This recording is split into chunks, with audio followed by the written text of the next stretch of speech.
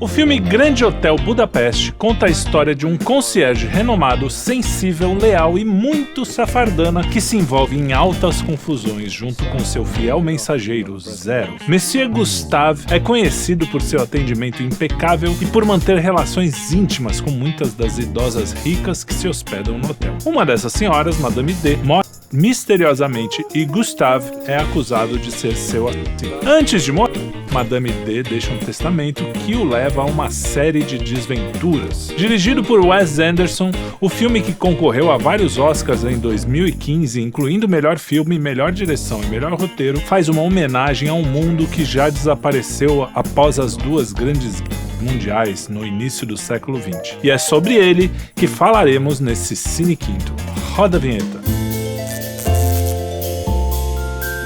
Antes de continuar, eu devo avisar que este programa contém spoilers e se você decidir seguir é por sua conta e risco. Bom, o Hotel Budapeste, ele fica no extremo oeste da Europa, que já foi trono de um império. Isso é como começa o filme, descrevendo esse hotel, que é um hotel com aquela cara bem de Áustria, sabe? Áustria do século XIX, um hotel enorme, bonito, cheio de rococó, com uma arquitetura maravilhosa. E o Wes Anderson é um cara muito visual, o diretor do filme é um cara que eu gosto muito. Inclusive, o tema de abertura aqui do Cine Quinto, esse plim plim plim que começa aqui, foi inspirado nas trilhas do Wes Anderson. E ele é um cara que, ele é o tipo de diretor que conta as histórias num estilo meio onírico, assim, parece que você tá sonhando, meio conto de fada. É muito interessante, é um dos meus diretores favoritos. E esse filme é considerado o seu melhor filme, a sua obra-prima, e concorreu ao Oscar, como eu falei, em 2015. E ele conta a história dessa mudança do mundo, né? O que aconteceu com o mundo antes e depois das grandes guerras. E para isso ele usa a figura de um escritor que nasceu no século XIX e morreu aqui no Brasil. Em 1941 ou 42, por aí, em Petrópolis. Ele morreu e se suicidou por tristeza para ver para onde a Europa estava indo. Então, o filme ele tem esse peso até de mostrar justamente essa mudança que levou esse escritor, né, que é o Stefan Zweig, eu não sei como é que fala direito. Ele foi um escritor muito famoso, principalmente entre no começo do século XX, entre 1920 e 30 ali, ele teve muita a obra traduzida no mundo inteiro, e ele faleceu se aqui no Brasil com remédios, tomou um monte de barbitúricos e infelizmente veio a óbito. Mas, voltando ao filme, é um filme também que fala sobre histórias, né? O jeito de contar história e como contar história, o ato de contar história faz a diferença na humanidade, né? Como a gente faz, o ato de contar história faz que a gente preserve as nossas tradições, a nossa própria história. Então, a primeira cena é uma cena de cemitério. Vocês sabem que eu gosto sempre de olhar, principalmente em filmes meio de arte, assim como é esse caso, que não é um filme totalmente Hollywood. A primeira cena, ela tem um significado, normalmente. E essa, com certeza, porque começa com um cemitério. É um filme basicamente sobre luto, sobre a perda, né? Então, começa com esse cemitério e o túmulo é uma menininha visitando o túmulo de um escritor, que, segundo o próprio Wes Anderson, é esse escritor, né? Representa o escritor, que eu acabei de falar, o Stefan, não sei o que, é um nome que eu não decorei ainda. O escritor, ele tá aí como um símbolo da cultura, né? A cultura que é quem vai contar a história.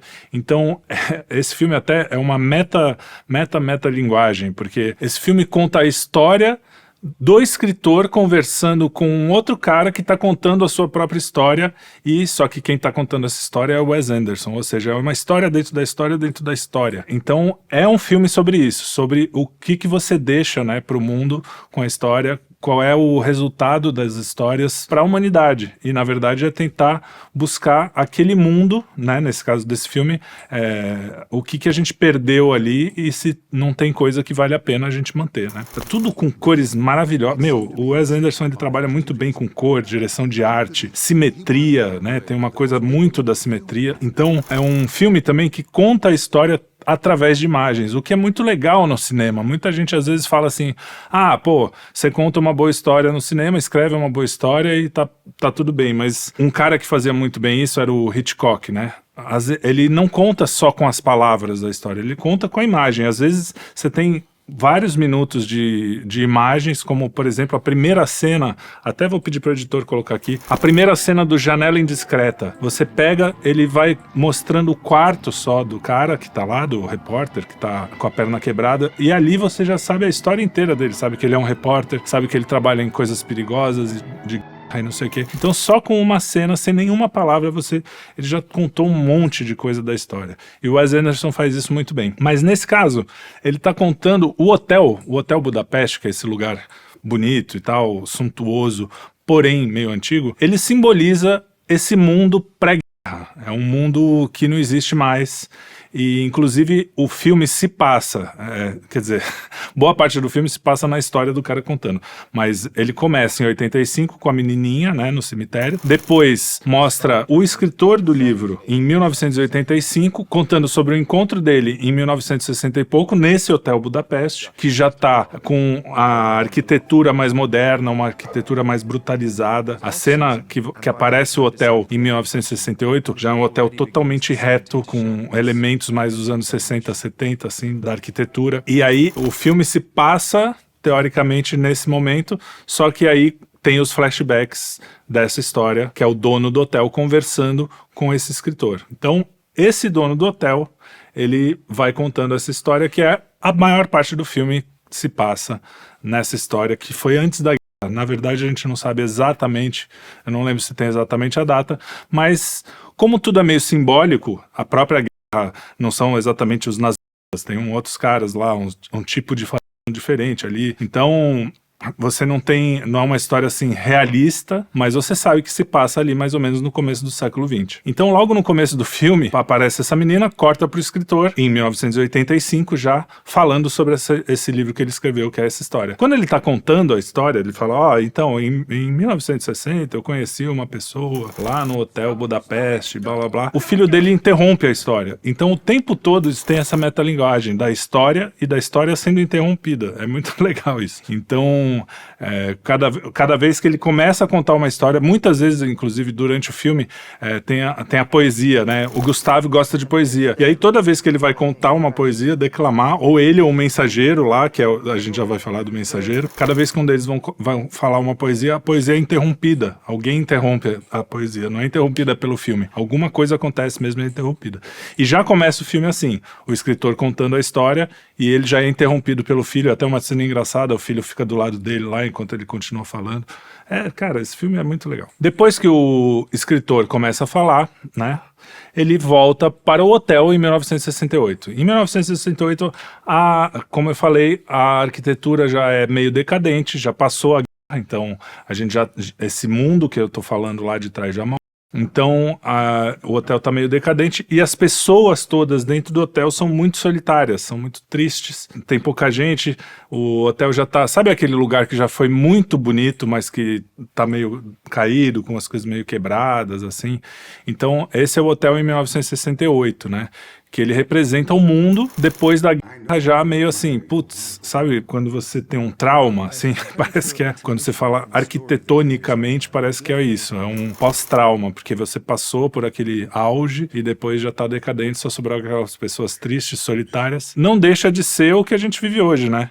As pessoas, cada um no seu canto, se você fizer essa leitura simbólica, você vai ver que é o que a gente vive hoje, um monte de gente solitária, pensando num tempo que passou e que a gente sempre tem essa história da memória. Até hoje falam dos anos 80, os anos 80 na época não parecia tudo isso, mas a gente tem uma saudade de alguma coisa que passou, né? Então, e nos anos 80 as pessoas tinham saudade dos anos 60, e nos anos 60 dos anos 40, enfim, assim vai, né? Só que teve mesmo essa coisa da guerra. Aquilo foi, segundo o filme mostra, né, pelo menos essa é a minha leitura, a coisa da guerra foi realmente ali que teve essa ruptura mesmo, né, do mundo. E muito da pureza, da alegria se perdeu ali por causa dessa loucura que foi, né? Nesse hotel de 1968 tem um concierge, que é tipo um porteiro, né? Quem não sabe a linguagem de hotel. O concierge é o cara lá que toma conta, dá uma arrumada no hotel, ele administra mais ou menos tudo, é o responsável pela organização ali. Só que o de 1968 é um cara meio acomodado e tal. E aí o escritor tá lá, ele diz, eu tava de férias nesse hotel, né? Em 1968, E aí, de repente, conversando com o concierge, eu notei uma figura muito interessante, parecia o mais solitário dos solitários. E essa figura, eu perguntei pro concierge e ele falou, esse cara aí é o dono do hotel, bicho, é o cara que manda aqui. E ele se interessou, os dois acabam se conhecendo, e ele pergunta, pô, quem é você? Como é que aconteceu? Como é que você virou dono disso aqui? E aí a gente conhece, então, o Zero Mustafa, é o nome dele, Zero. Que ele realmente é um cara que você vê que tá preso a um passado, mas tá ali, vivendo normal também, e vive naquele hotel, naquele mundo que também já não existe mais, esse de 68. Já é um mundo que já está decadente, né? Ele não pertence a esse lugar, ele é um imigrante isolado, apesar de ele ser milionário, o quarto que ele usa é o quarto de quando ele ainda era mensageiro, ou seja, ele está preso àquele passado. Você nota que o lugar já foi bonito, que os tempos mudaram. Ele comenta, né? Essa construção já não está mais na moda, mas eu não comprei esse hotel, eu herdei. E aí começa a conversa. Ele convida o escritor para jantar, o Mustafa convida o escritor para jantar, e os dois sentam na mesa. E muito legal, na mesa tem duas flores, o narciso, né, que representa o cavalheirismo, e o alecrim, que representa lembranças felizes, representa o amor, né? Então, aquelas duas flores ali representam aquele passado, que é o que existia naquele passado que ele sente saudades. A felicidade, a lembrança da felicidade, pessoas mais cavalheiras, doçura, né? Imagina que é um mundo pré-guerra. E não que não existissem guerras antes, mas a Primeira e a Segunda Guerra Mundial foram coisas assim muito traumáticas para a Europa, né? E o senhor Gustave, que é o concierge da época que ele comprou o hotel, que ele herdou, né, desse momento um pouquinho antes da guerra, ele é um homem antigo, é um homem moderno, vamos dizer, do fim do século XIX, porque moderno no sentido mais assim, a gente está hoje no pós-modernismo, né? Ele é um cara daquela época, fim do século XIX, que, assim, a igreja fazia parte da sociedade, mas era uma coisa meio pro forma, assim, não era que as pessoas eram envolvidas com a religião e não sei o que, ao contrário. Especialmente no Império Austro-Húngaro, que é da onde veio esse escritor que foi inspirado o filme, que é aquele que eu falei que se suicidou. O Império Austro-Húngaro era um lugar assim, imagina Nova York hoje, nem Nova York nos anos 80, ou então imagina Paris do começo do século. Era aquele lugar assim,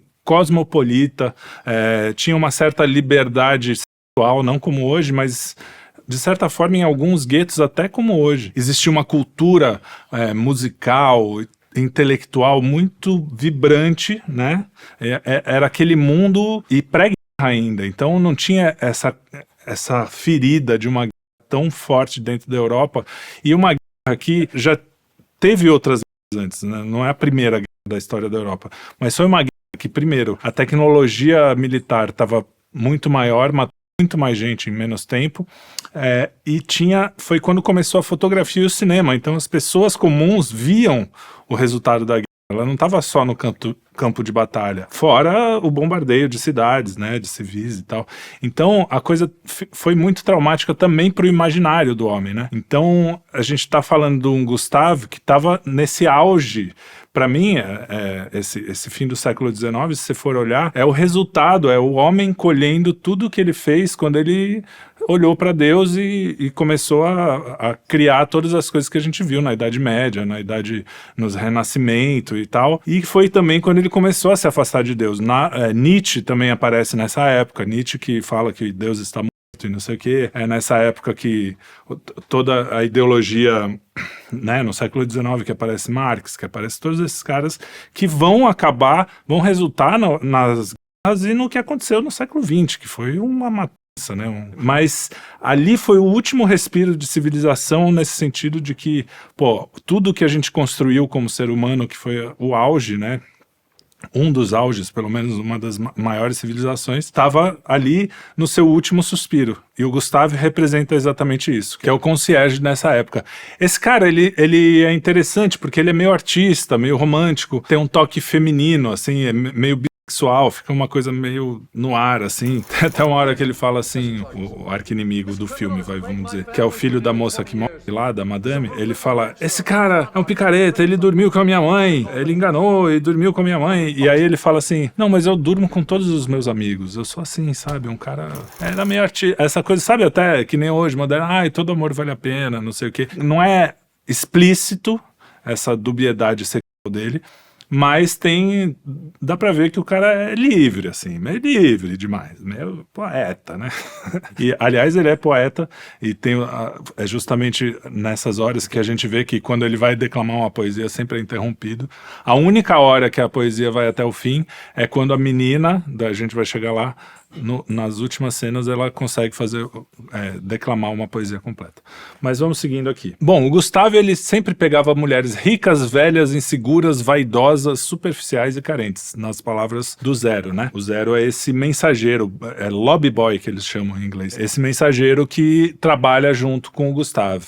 A gente conhece no filme como eles se conheceram e eles acabam parceiros, né? Parceiros de aventuras. E o mensageiro é um cara meio indiano, assim, meio...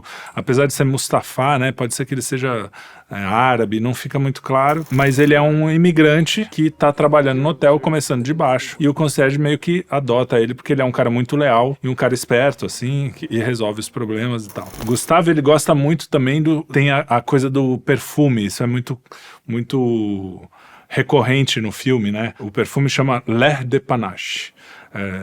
Uma coisa como o ar do penacho, né?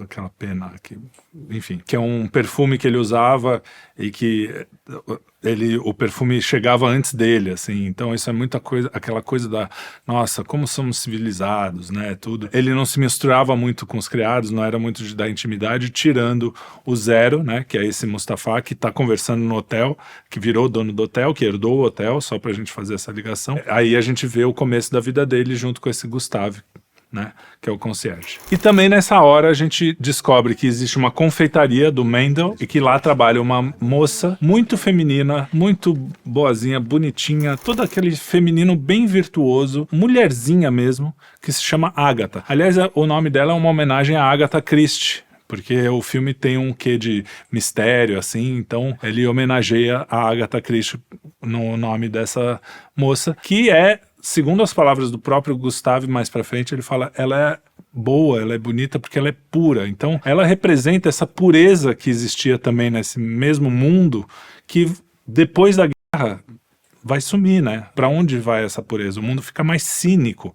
Tanto é que nas artes, na cultura, tudo, na literatura, o mundo fica muito mais cínico. As pessoas começam a falar de um jeito cínico, perde um pouco essa pureza, né? Bom, e aí nesse momento do filme a Madame D, né, que é uma ricaça, que tinha um affair com esse cara, com o Gustave, e aí ele vai no enterro, né, porque ele tinha sentimentos também, ele é um cara romântico, mas é sincero, aquele cara que pegava todo mundo, mas amava todo mundo, sabe, bem esse estilinho, amava no sentido, né, nesse sentido mais raso da palavra. E quando ele tá indo, as fronteiras estão fechadas, começa o lance da guerra, e ele defende o imigrante, né, o Zero, ele é leal, aí você começa a mostrar que ele é um cara que realmente não é um babaca só, ele é um cara que tem coisas boas também, né? E ali, quando tá nessa treta aí com os policiais, ele encontra um menino que frequentava o hotel e lembra dele, que é um dos policiais, e fala, não, ninguém vai mexer nesse cara aqui, eu vou inclusive dar um livre conduto pro indiano aqui, pro Zero, e eles vão poder passear tranquilamente, porque, pô, esse cara me tratou muito bem quando eu era jovem e tal.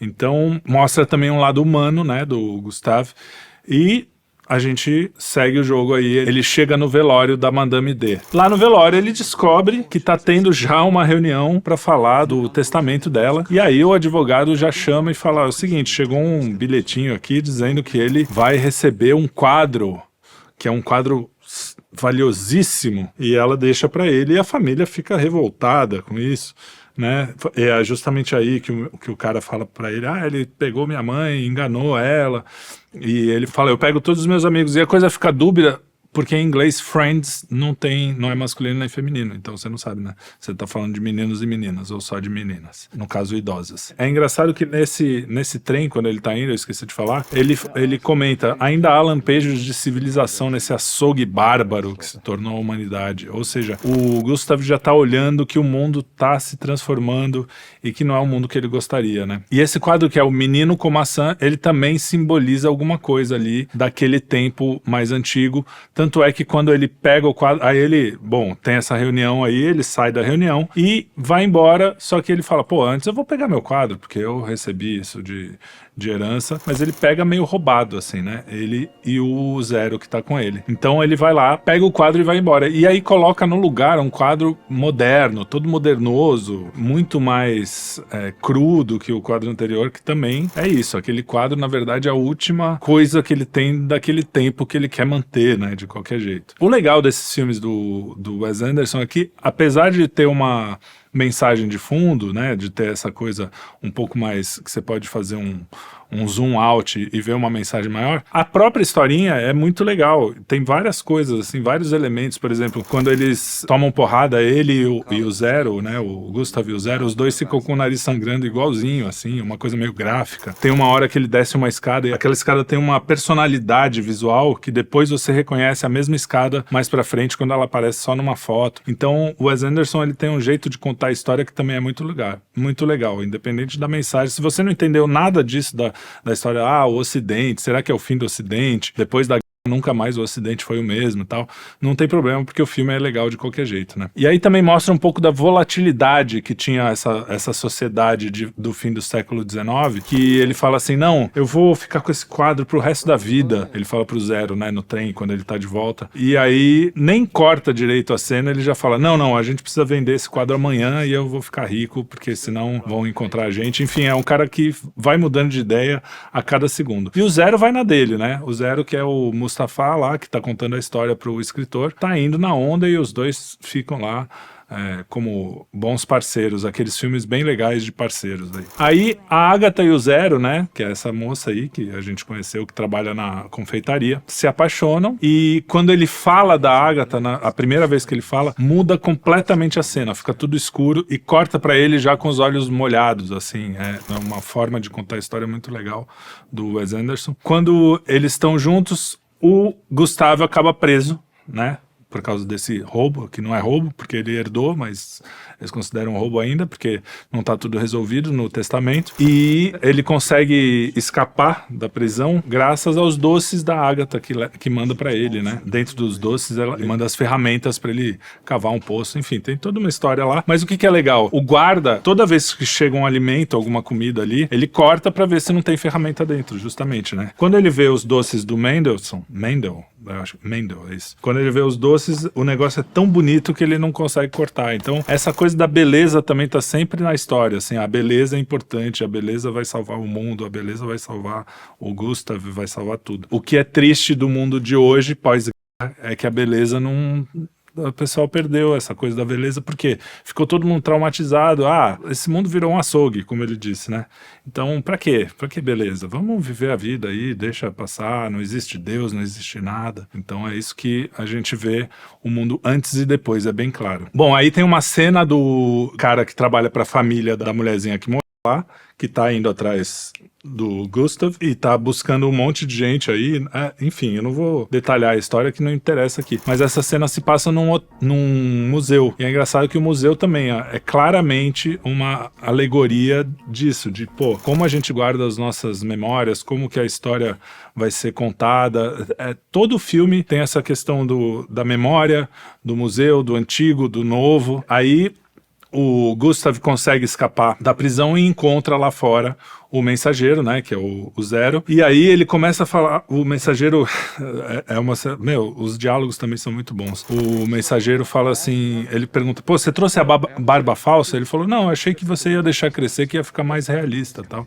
Mas a gente precisa, ele começa a ficar puto com o mensageiro, porque ele esqueceu o perfume, justamente, que era a barba falsa, ele nem ligou muito, mas o perfume, tô aqui nesse lugar fedendo, você não traz o perfume, você aí começa a descascar o cara, né? Ele fala isso, você lá naquela sua terra lá que você vivia com porcos, com sei lá o quê, por que você veio parar aqui nesse lugar aqui? E aí o Zero fala pra ele, cara, na verdade eu não vim porque eu vim trabalhar nem nada, eu vim refugiado, meu pai foi todo mundo morreu lá. E eu tive que fugir. Eu não sou um imigrante, eu sou um refugiado. E aí o Gustav fica comovido com a história e fala, olha, eu me desculpo em nome do hotel.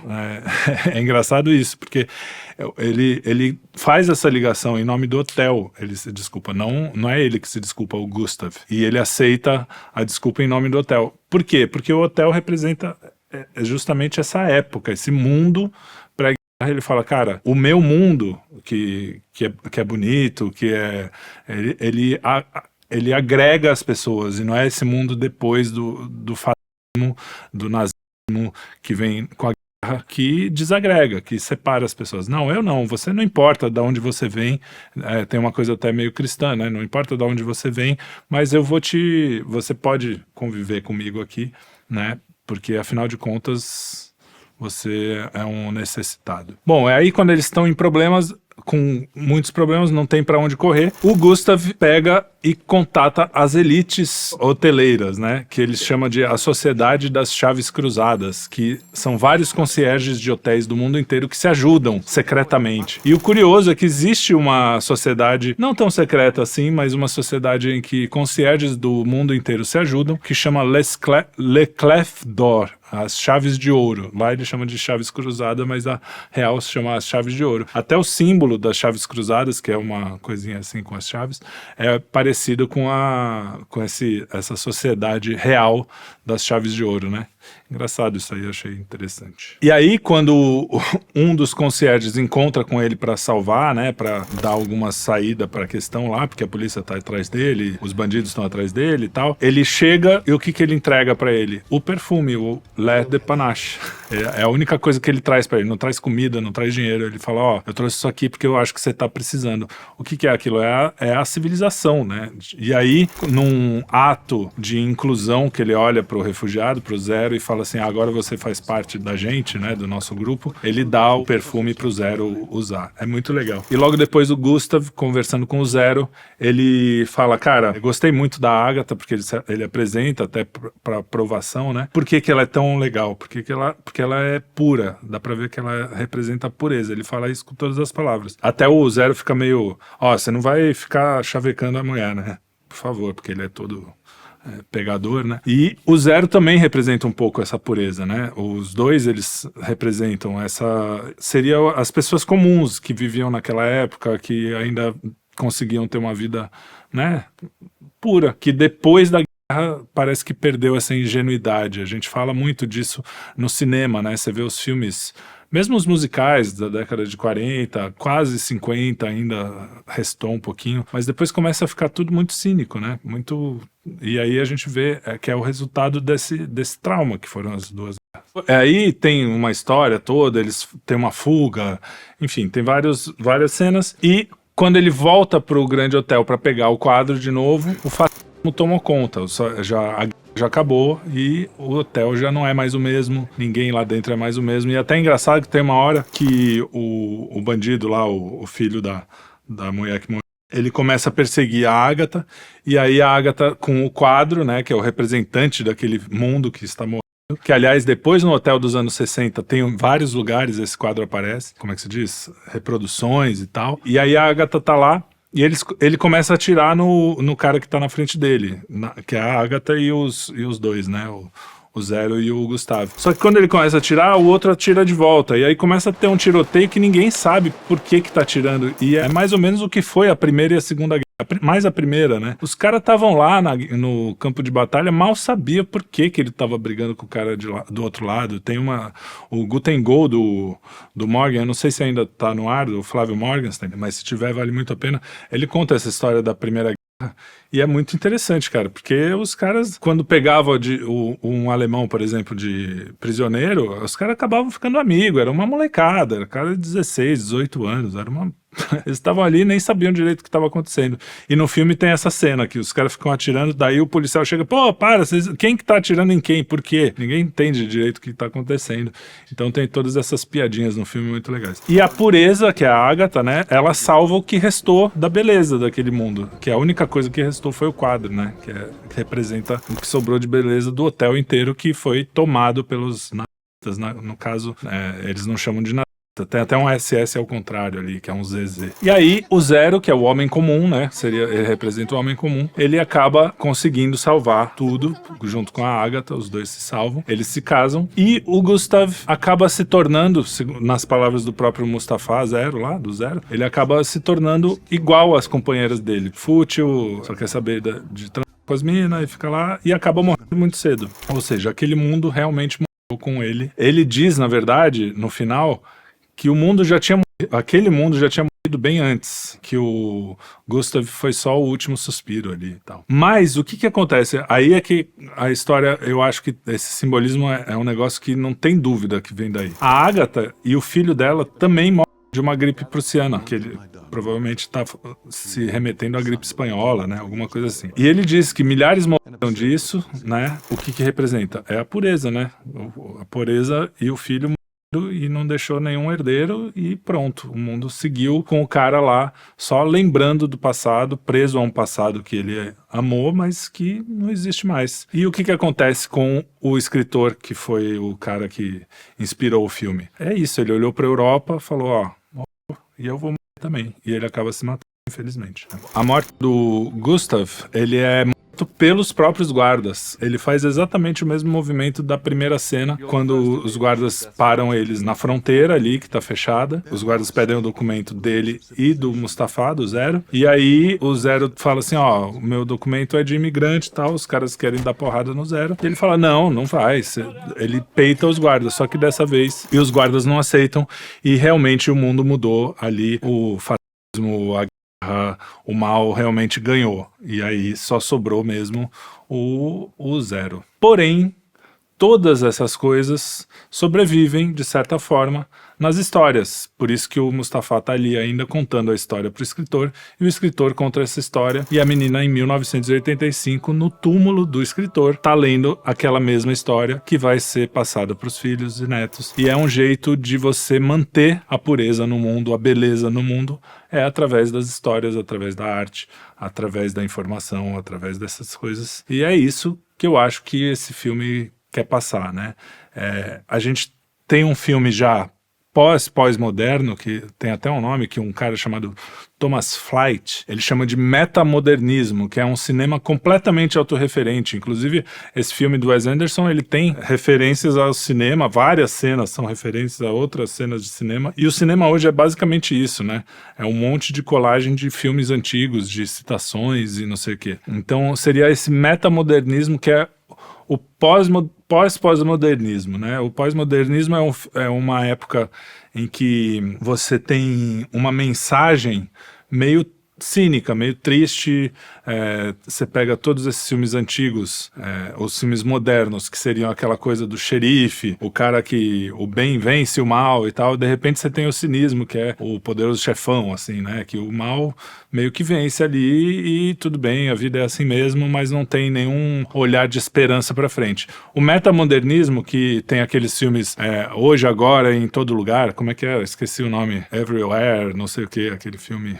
A gente até fez um cinequinte sobre isso. Tudo em todo lugar ao mesmo tempo. Enfim, vocês sabem que filme é. É um filme que é todo metamoderno, cheio de referências de outras coisas e tal, meio deprê e não sei o quê, mas no final tem uma mensagem de esperança. É mais ou menos esse filme aqui. O filme Grande Hotel Budapeste, apesar de ter essa tristeza do que passou, né, que não existe mais, ele tem uma nota ali, ó, mas existe uma semente pra gente construir tudo isso de novo, né, dá pra gente olhar pra frente, talvez de um jeito um pouco diferente. Então eu acho muito bacana, filmaço, nota 10/10. Fora que tem aquela coisa, né? É um filme praticamente de humor. Então, gosto de humor, não tem jeito. Pra mim, o humor é fundamental. O humor, ele tá em Shakespeare, tá em Dante. Se você torce o nariz pro humor, você não tá entendendo a vida direito. Porque quem se leva a sério demais não entendeu qual é.